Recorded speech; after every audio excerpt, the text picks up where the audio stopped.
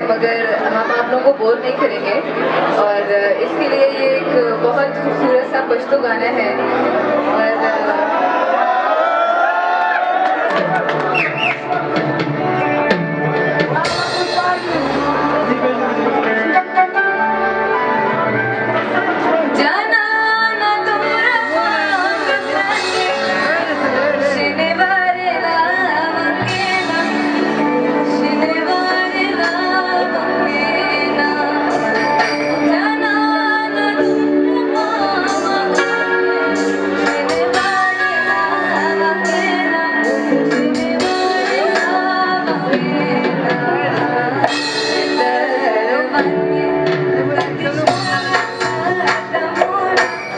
और आज हमने जो योम तशक्कुर मना रहे हैं, वो आपको पता है कि हमने हमारा जो दुश्मन था वो अपने आप को बड़ी खबर समझता था। वो समझता था कि मैं इस टाइम दुनिया की चौथी बड़ी फ़ौज के साथ